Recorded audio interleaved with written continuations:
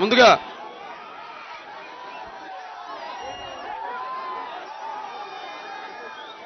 వేదికను అలంకరించిన పెద్దలు, గౌరవనీయులు, శాసన మండలి సభ్యులు,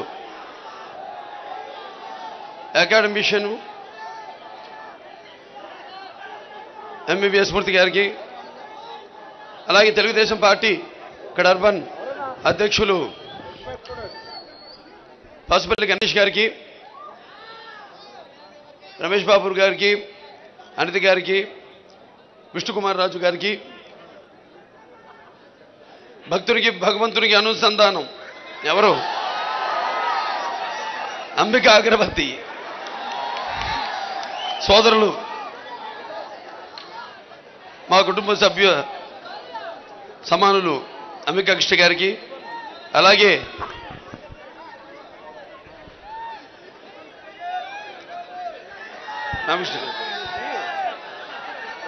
నా సోదరులు, ఆప్తులు, కుటుంబ సభ్యులైన వెలగపూడి రామకృష్ణ గారికి,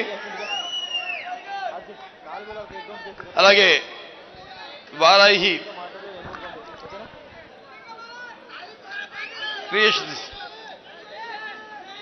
సాయిబాబు గారికి, వారాహి చలచిత్రం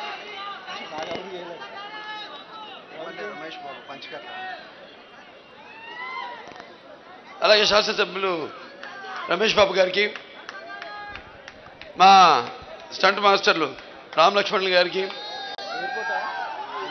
అలాగే బాలకృష్ణ అభిమానుల అంటే ఈ జిల్లా అభిమానుల అధ్యక్షులు పైడిరాజు గారికి, అలాగే వైజాగ్ పట్టణ అధ్యక్షులు సన్నీ గారికి, అలాగే ఈ యొక్క కార్యక్రమాన్ని విజయవంతం చేయడానికి విచ్చేసిన ప్రజానికానికి, నా అభిమానులకు, పాత్రికేయులకు అందరికీ ముందుగా నా హృదయపూర్వక కళాభివందనాలు తెలియజేసుకుంటున్నాను. ఈరోజు ఏదైతే ఇప్పుడు కార్యక్రమం జరిగిందో ఒక వరవడి అంటే ఒక చరిత్ర అంటే ఇందాక చెప్పినట్టు శాతకర్ణి, గౌతమిపుత్ర శాతకర్ణి ఆయన ఏ రోజైతే 33 రాజులను జయించి సింహాసనాన్ని అధిష్ఠించాడు అప్పుడు ఈ జంబుద్వీప కాలమాన పట్టికలో ఆ దినాన్ని, ఆ రోజుని ఉగాది అని పిలువబడడం జరిగింది. అలాంటి ఉగాది పండుగ మొత్తం భారతదేశంలో అంతేకాకుండా విదేశాల్లో కూడా అంటే మన మారిషస్, బాలి దీవుల్లో అయితేనేవి అక్కడంతా కూడా జరుపుకుంటారు. ఈ మహారాష్ట్రలో ఏదైతే ఈ గుడి పాడవ అని ఆనాడు ఈ యొక్క జెండాను ఎగరవేస్తారో ఆ యొక్క వరవడిని ఇప్పుడు ఈరోజు ఇక్కడ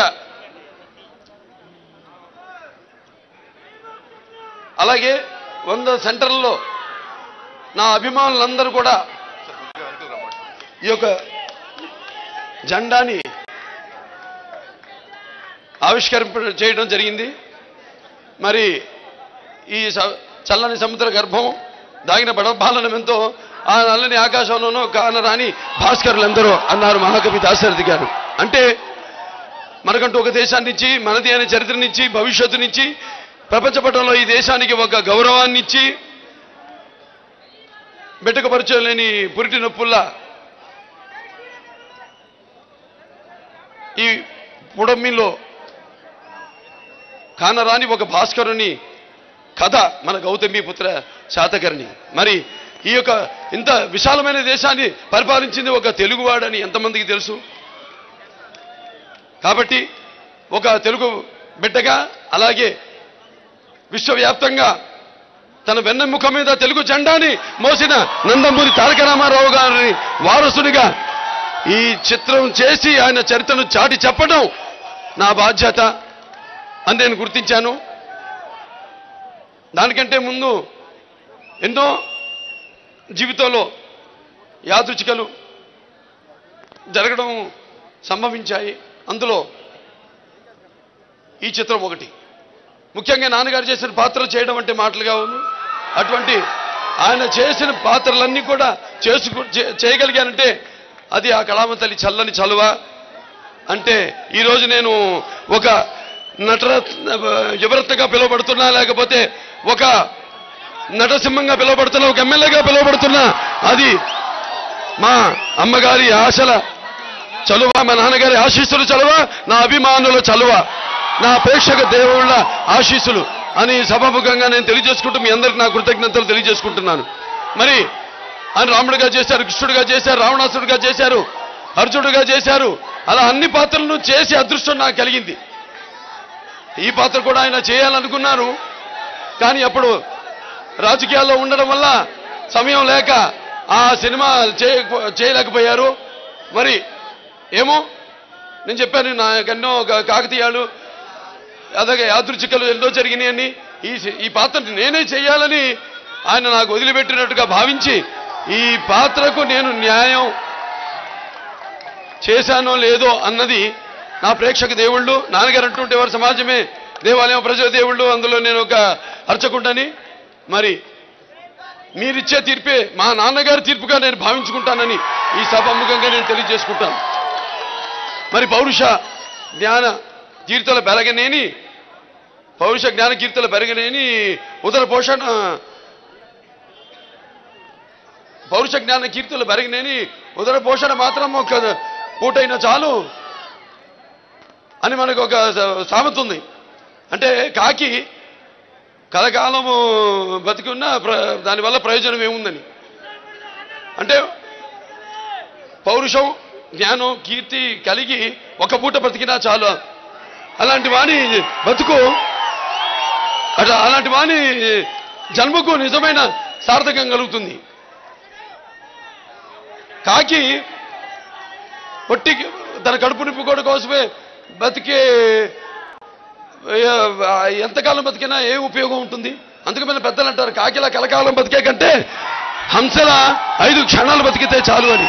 మరి అటువంటి మన తెలుగు జాతి రాజహంస గౌతమీపుత్ర శాతకర్ణి పరహితము చెయ్యవడు పరమహితముడగు భూత పంచకుముఖన్ పరహితమే పరమధర్మము పరహితునకు ఎదురు లేదు సర్వేందు ముఖి అన్నారు. అంటే ప్రజలకు, అంటే ఇతరులకు మేలు చేసేవానికి పంచభూతాలు కూడా సహకరిస్తాయి. మరి ప్రజా సంక్షేమానికి కట్టుబడడమే పాలకుల ధర్మం. అలాగే ప్రజలకు మేలు చేసిన వ్యక్తికి ప్రపంచంలో ఎదురు ఉండదు. ఆ విధంగానే మరి ప్రజల హితం కోసం తన జీవితాన్ని అంకితం చేసిన వాడు శాతవాహన క్షీరసాగర సంజయుడు. తెలుగు మన భరత జాతికి ఒక శకాన్ని ప్రసాదించిన శక పురుషుడు మన గౌతమీపుత్ర శాతకర్ణి. మరి ఆయన గురించి చాలా తక్కువ తెలుసు మనకి. ఎందుకంటే రాజ్యములు గలవే గర్భోన్నతింజందరే వారేరి అన్నట్టు మనకి బలిచక్రవర్తి శుక్రాచార్యుడు భార్గవుడు ఆయన అంటాడనమాట, చూడు అక్కడ ఉన్నది వామనుడు కాదు, విష్ణు వామని వేషంలో వచ్చాడని. వామనుడి వేషంలో అప్పుడు అంటాడు బలిచక్ర కార్యరాజు రాజ్యములు గలవే గర్భోన్నతించందరే వారేరి అని. ఈ యొక్క భూమిపై పేరని గలదే బలి శిబి ప్రముఖుల ప్రీతిని యశ కామికుల ఈరే కోరికలు వారిని మరిచే ఇక్కాలమున భార్గవాన్ని. అంటే నాపై విష్ణు అయితే నాపై నా చెయ్యి అతని చెయ్యి పైన ఉంటే అంతకంటే ఈ జన్మకి ఏం కావాలని.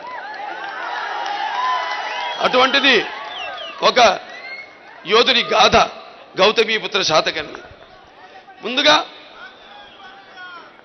ఈ యొక్క సినిమాని నిర్మించడానికి ముందుకొచ్చిన మా నిర్మాతలు రాజలక్ష్మి పుత్ర వివో శ్రీనివాస్ గారికి, అలాగే కమలపుత్ర రాజీవ్ రెడ్డి గారికి, అలాగే సీతారామపుత్ర సాయిబాబా గారికి, అంటే మన డైరెక్టర్ అంజనపుత్ర క్రిష్ గారి తండ్రి గారు సాయిబాబా గారు, ఆయనకి, అలాగే ఈ చిత్రాన్ని నిర్మింపడానికి మాకు అండగా ఉంటూ ఎప్పుడు ప్రోత్సహిస్తున్న సాయి గారికి ముందుగా నా కృతజ్ఞతలు, నా అభినందనలు తెలియజేసుకుంటున్నాను. చిత్రం బాగా రావాలి అని వారు మొదటి నుంచి కూడా, ఎందుకంటే ఇటువంటి చిత్రాల్ని నిర్మించడం అంటే ఆషామాష మాట కాదు. ఎందుకంటే ఒక తెలియని వీరుని గాథను, ఇప్పుడు మన శ్రీకృష్ణదేవరాయలు అయితేనేమి, లేకపోతే అశోక చక్రవర్తి మనకు తెలుసు, అటువంటి సినిమాలు మరి తెలిసిన కథలు కాబట్టి నేను చేశాను ఇంతకుముందు రకరకాలుగా. మరి వాళ్ళ ఆదిత్య సినిమా చేయడం జరిగింది. ఆ చిత్రం చేశానంటే నిజంగా ఆ చిత్రం విజయవంతం కావడానికి కారణం శ్రీకృష్ణదేవరాయలు పాత్ర. అలా అన్ని పాత్రలు ఏ రకంగా మనం చెయ్యాలి, ప్రజలకి మారుతున్న కాలం, మారుతున్న తరం వారందరికీ నచ్చే విధంగా ఎలా ఆ పాత్రల్ని వాళ్లకు చూపించాలి అన్నది చాలా ముఖ్యం. అప్పుడే ఎటువంటి పాత్ర అయినా సరే చేసిన పాత్ర అలా చిరస్థాయిగా ప్రజల గుండెల్లో నిలిచిపోతుంది. మరి ఈనాడు చూస్తారు, రేపు ఏంటి ఏమంటావు, స్థాళీ పులాకా న్యాయం అంటే అప్పుడు కట్టెల పొయ్యిల మీద అన్నం ఉడికించేవారు, అన్నం అంతా ఉడికిందో లేదో వండేవారు, అన్నం ఉడికిందో లేదో తెలియడానికి ఒక్క మెతుకు ముట్టుకుంటే చాలు. అలా ఈ సినిమా ఇప్పటికే టీజరు, ట్రైలరు, పాటలు విడుదలయ్యి అందరూ కూడా చాలా బాగుందని, అద్భుతంగా ఉన్నాయి పాటలని, టీజర్లు, ట్రైలర్లు చాలా బాగున్నాయని అభినందన వర్షాలు కురిపిస్తున్నారు అందరూ. నా శ్రీభిలాశ్వరుని అభిమానులు, ప్రేక్షకులందరూ కూడా వాళ్ళు చూస్తారు. సమయం లేదు మిత్రమా, రేపు 12న విడుదలవుతుంది ఈ సినిమా. బట్ ఏదైనా ఒకటి ముఖ్యంగా తెలుగు అన్న 3 అక్షరాలు వింటే నా రక్తం ఉప్పొంగుతుంది. అలాగే ఎన్టీఆర్ అన్న 3 అక్షరాలు వింటే నా వెంట్రుకలు నిక్కపడుచుకుంటాయి. ఈ భూమి మీద అందరూ పుడతారు గిడతారు, కానీ అందరు మహానుభావులు కారేలు. ఒక మనిషి మౌనత విజయపథంలోకి నడవాలంటే, అత్యున్నత శిఖరాలకు ఎదగాలంటే సత్సంకల్పం కావాలి, నీ దారిలో నువ్వు నడవాలి అని మా నాన్నగారు నాతో ఎప్పుడు చెప్పుకుంటేవారు. అలాగే మరి ఆయన అడుగుజాడల్లోనే నడుస్తూ నా అదృష్టం కొద్దీ ఇటువంటి మంచి నిర్మాతలు ముందుకు వస్తూ, మన అదృష్టం, మన తెలుగు జాతి అదృష్టం చెప్పాలి. చూస్తారు ఈ సినిమా ఏ స్థాయికి వెళ్తుందో. అంటే ఇందులో డైలాగ్ కూడా ఉంది, అది మన గొప్ప మనం చెప్పుకోవడం కాదు, ఇతరులు చెప్పుకోవాలని. చూస్తారు, రేపు సినిమా చూస్తారు, సినిమాలో ఉంది. అంటే ఏదో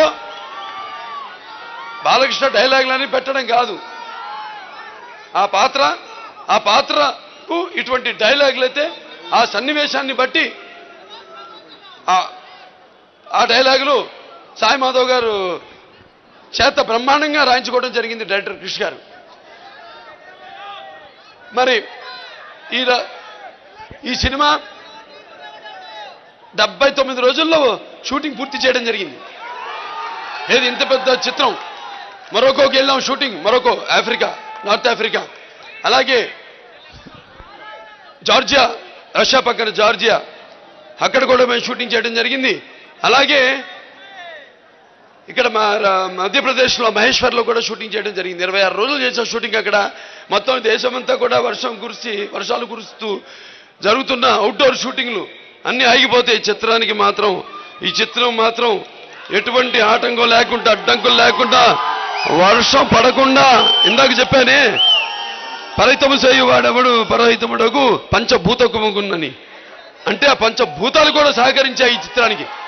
ఎలాగైతే ఆనాడు ఈ యొక్క మన భారతదేశం తన ఒక ఉనికి కోసం తను ఆరాటపడిందో, అలాగే ఈ చిత్రం విడుదలకి అదృశ్య రూపంలో ఆ గౌతమి బాలశ్రీ, అలాగే శాతకర్ణి, అలాగే ఆ కళామ తల్లి ఆశీస్సులు ఎప్పుడు కురిపిస్తూనే ఉన్నారు ఈ చిత్రం ఇంత తొందరగా పూర్తి కావడానికి. మరి ఈ చిత్ర దర్శకులు కృషి గారు,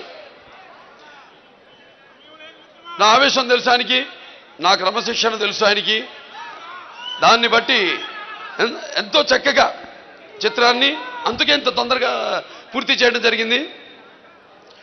బ్రహ్మాండంగా అసలు ఎక్కడ కూడా కాంప్రమైజ్ కాకుండా ఏ విషయంలో కూడా చిత్రం ఎంతవరకు మనం అందించాలి, ఎంత లెంత్ ఉండాలి సినిమాని కూడా ఆయన దృష్టిలో ఉంచుకుని ఎంత విడితి ఉండాలి అని కూడా కొలమానం ఎంత ఉండాలని కూడా ఆయన అద్భుతంగా చాలా బాగా ఈ చిత్రాన్ని డైరెక్ట్ అంటే ముత్యాలు ఏటుపాలుగా దొలితే చూడడానికి ఎంత అందంగా ఉంటాయో మరి కళాకారుల నుంచి కూడా ఆ హావభావాలను దొల్లించగల సమర్థుడైన దర్శకుడు మన కృషి గారు.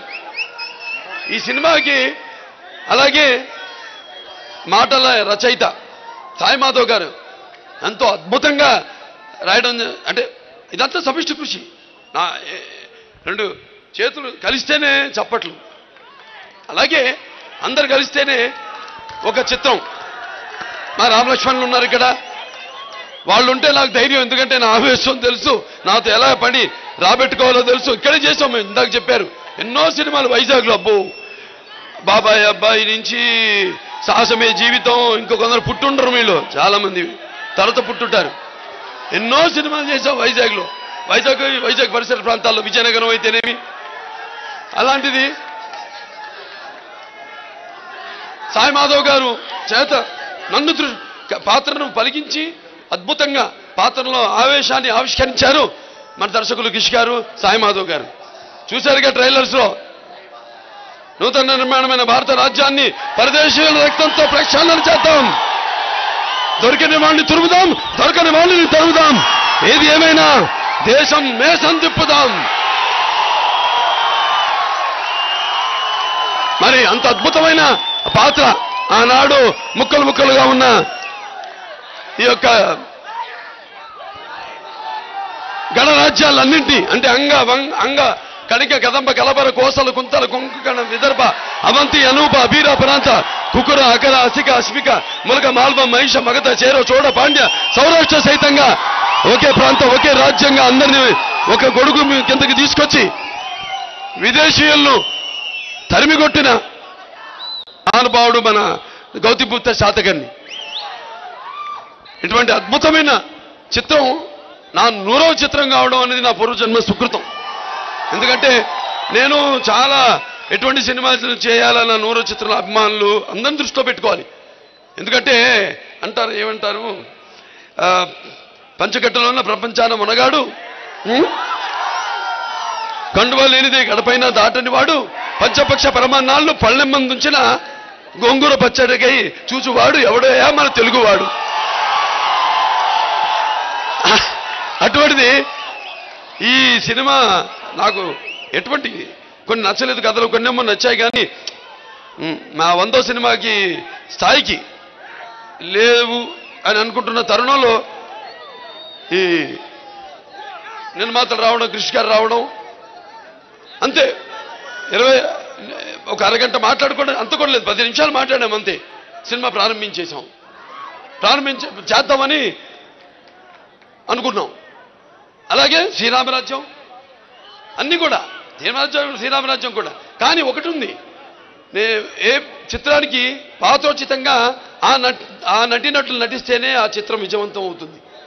నేను అన్నాను చాలా సందర్భాల్లో, నయనతార గారు లేకపోతే ఒక రామరాజ్యం లేదని. అలాగే ఇప్పుడు ఈ చిత్రంలో ముఖ్యంగా నేను మేమంతా కూడా కృతజ్ఞతలు చెప్పుకోవాల్సింది డ్రీమ్ గర్ల్ హేమమాలిని గారికి. ఇప్పటికీ ఆవిడలో ఉన్న తేజస్సు, ఆ హుందాతనం, ఆ ఆవేశం, ఆ పాత్రకు మరి నాకు తల్లి గౌతమి బాలశ్రీ ఆ పాత్ర ఆవిడ లేకపోతే ఈ చిత్రం ఒప్పుకోకపోతే, ఆవిడ చేయకపోతే ఈ చిత్రం ఉండేది కాదు. ముఖ్యంగా ఆవిడకి మనం కృతజ్ఞతలు చెప్పుకోవాలి ఈ సినిమాలో ఆవిడ గౌతమ బాలశ్రీ పాత్ర చేసినందుకు. అలాగే ఇప్పుడు ముఖ్యంగా నా అభిమానులు, అంటే మీరు మొదటి నుంచి ఏమి ఆశించకుండా మీరు చూపిస్తున్న అభిమానమే నాకు శ్రీరామరక్ష అని నేను భావిస్తూ ఉంటాను. మీకు ఎన్నో సందర్భాల్లో చెప్పడం జరిగింది. ఎందుకంటే ఈ అభిమానం అనేది డబ్బుతో కొనేది కాదు, లేకపోతే ఎటువంటి ప్రలోభాలకి లొంగేది కాదు. కాబట్టి మరి అటువంటి అభిమానాన్ని ఇంతమంది వేల లక్షల కోట్ల మంది అభిమానుల్ని పొందగలగడం అది నా పూర్వజన్మ సుకృతం. లేకపోతే మీకు నాకు రుణానుబంధమయ్యే జన్మ జన్మాంతర బంధము ఎందుకు భావస్తురాని జన్మాంతర సహృదాన్ని అన్నాడు మహాకవి కాళిదాసు. అంటే ఈ పూర్వ జన్మ వాసనతో ఒకళ్ళిద్దరిని మనం ఈ జన్మలో పొందొచ్చు కొన్ని, కానీ ఇన్ని వేల లక్షల కోట్ల మంది అమ్మల్ని పొందడం అంటే ఇందాక చెప్పినట్టుగా నేను భావించుకుంటున్నాను. ఎందుకంటే ఎప్పుడు కుల మత రహితంగా భేదాలు లేకుండా, అంటే నాకున్న జ్ఞాన సంపదల్లో బ్రాహ్మణుని, ఐశ్వర్యంలో వైశ్యుని, మంచికి మాలని, మంచి తిరిగే మాదిగని, కష్టాన్ని నమ్ముకున్న కమ్మరిని, కొమ్మరిని, కంసాలని, రజకుడిని, నాయ బ్రాహ్మణుని, కల్లుకిత కార్మికుడిని, కల్మశాలని, యాదవుని, ఆపదలు ఆదుకునే వెలమని, వ్యక్తిత్వంలో రాజుని, అమ్మను మరిపించే కమ్మని, పౌరుషంలో రెడ్డిని, ముజబలంలో కాపుని, అన్ని కులాలు ఆదరించే మీ బసవరామ తారక పుత్ర బాలకృష్ణగా నాకు ఈ స్థానం కల్పించిన మీ అందరికీ, అలాగే కాకతీయుల కత్తులు కథం తొక్కిన ఓరుగంటిని కంటితో చూసినప్పుడు నేను తెలంగాణ సీమ సింహాన్ని, బాలచంద్రుడు పేగులు మూటగట్టి పోరాడిన గడ్డ మీద నేను అడుగుపెట్టినప్పుడు పలనాటి సీమ సింహాన్ని, బొబ్బిలి పొలి తాండ్రా పాపారాయుడిని ఉద్వేగంతో తలుచుకున్నప్పుడు నేను బొబ్బిలి సీమ సింహాన్ని, నాటు బాంబుల వేట గొడవల హింసావాదుల్ని కన్నెర్ర చేసి చూసినప్పుడు నేను రాయలసీమ సింహాన్ని. ఇలా ఉగ్రం మీద మహావిష్ణుం జనంత సరతోముఖం నృసింహం భీషణ భద్రమృత్యం నృత్యం నమామ్యం. ఇవాళ పుణ్యదినం, వైకుంఠ ఏకాదశి. ఈరోజు దిగడమే ఎయిర్పోర్ట్ నుంచి నేరుగా సింహాచలం వెళ్ళి స్వామివారి దర్శనం చేసుకుని రావడం జరిగింది. మీ అందరూ తెలుసు, ఆయన నా ఇష్టదైవం లక్ష్మీ నరసింహస్వామి, ఆవేశానికి ప్రతీక. అలాగే ఈరోజు కృత్తికా నక్షత్రం. కృత్తిక అంటే ఎవరిది? సుబ్రహ్మణ్య స్వామి. ఆయన కూడా ఏంటి? ఒక సేనాధిపతి. గాంగేయ మహిని గర్భం సర్వం చరితం జ్ఞానశక్తి కుమారం సుబ్రహ్మణ్యం స్కందదేవం గోమనం గుణం రుతతేజ స్వరూపం సేనానం తారకజ్ఞం గురువు బచల మధ్యమేయం కార్తికేయం శలాసం సుబ్రహ్మణ్యం మయూరధ్వజరథ సహితం దేవదేవం నమామి. వీళ్ళందరూ కుజుడంటే యుద్ధానికి. సో ఈరోజు ఆయన గుర్తుగా ఈరోజు ఇక్కడ ఈ జెండాని ఎగరవేయడం అన్నది కూడా ఒక చిత్రానికి మంచి శుభ సూచకంగా భావిస్తున్నాను నేను. అలాగే ఎన్ని చిత్రాలు నాన్నగారి నుంచి నా వరకు ఎటువంటి పాత్ర ప్రజలకు ఎప్పుడూ ఒక కొత్త దాన్ని ఇవ్వాలి అని మా యొక్క ఆవేశానికి మీరందరూ ఇస్తున్న సినిమాలకి చేస్తున్న పాత్రలకి మీరందరూ ప్రోత్సహిస్తున్నందుకు నా తెలుగు ప్రేక్షక దేవుళ్ళందరూ కూడా, నా అభిమానులకు అందరూ కూడా మరొకసారి నా కృతజ్ఞతలు తెలియజేసుకుంటూ, అలాగే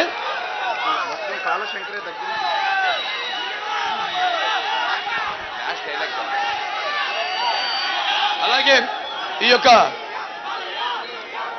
కార్యక్రమం ఇంత బాగా విజయవంతంగా జరగడానికి కారకులైన మా సోదరుడు కాళశంకర్, ఆయనకి నా అభినందనలు తెలియజేసుకుంటున్నాను. మిగతా ఇప్పుడు సరే ఇందులో ఇంకో ఒక డైలాగ్ ఉంది. అదేంటంటే ఆఖరికి డెమిత్రియస్ అని ఆ గ్రీక్ మహారాజుని కింద పడేసి కత్తి కంఠం మీద పెట్టి అంటాడు, వెళ్ళు ఈ ప్రపంచానికి నా మాటగా చాటి చెప్పు, ఈ దేశం ఉమ్మడి కుటుంబం, ఇక్కడ గోడకి ఇక్కడ గదికి మధ్య గోడలుంటాయి, గొడవలుంటాయి. ఇది మా ఇల్లు అంటే మా ఇల్లు అని కొట్టుకుంటాం, కానీ ఎవరో వచ్చి ఇది మా ఇల్లు అంటే ఎగరేసి నరుకుతాం. సరిహద్దుల్లో మీకు శ్మశానం నిర్మిస్తాం, మీ ముండాల మీద మా జెండాని ఎగరేస్తాం. ఇటువంటి ఎన్నో అద్భుతమైన ఇంకా చూస్తారు. అంటే విచిత్రం ఏంటంటే ఈ పండుగ మనకి సంక్రాంతితో పాటు ఆ రోజు ఉగాది కూడా ప్రారంభం కావడం. ఎందుకంటే చిత్రం కూడా సంక్రాంతికి పండగకి విడుదల కావడం అదొక కాకతాళీయం, అదొక యాదృచ్ఛికం. సో అందరూ కూడా ఈ సందర్భంగా ముందుగా నా నూతన సంవత్సర శుభాకాంక్షలు, అలాగే సంక్రాంతి శుభాకాంక్షలు తెలియజేసుకుంటూ మీరందరూ కూడా అష్టైశ్వర్యాలతో, సుఖ సంతోషాలతో, భోగ భాగ్యాలతో, కీర్తి ప్రతిష్టలతో, ఆయుర ఆరోగ్యాలతో, అలాగే ఆ యొక్క నవగ్రహాల ఆనుకూల్యం ఆ నరసింహస్వామి ప్రసాదించాలని కోరుకుంటూ స్వస్తి ప్రజాభ్య పరిపాలయంతాం న్యాయేణ మార్గేణ మహిం మహేష గోబ్రాహ్మణే శుభమస్తు నిత్యం లోకా సమస్తా సుఖినో భవంతు. ఓం తచ్చం యురా ఉణిమాయి గాతుం యజ్ఞాయి గాతుం యజ్ఞపతే దైవీ స్వస్తిరస్తున స్వస్తిర్మానుషేప ఊర్ధ్వం జిగాతు శంనోస్తు ద్విపదే శం చతుష్పదే అని కోరుకుంటూ మరొకసారి పాత్రికేయులకు అభిమానులకు ప్రేక్షకులకు అందరికీ నా వచ్చిన అతిథులందరూ కూడా నా కృతజ్ఞతలు తెలియజేసుకుంటూ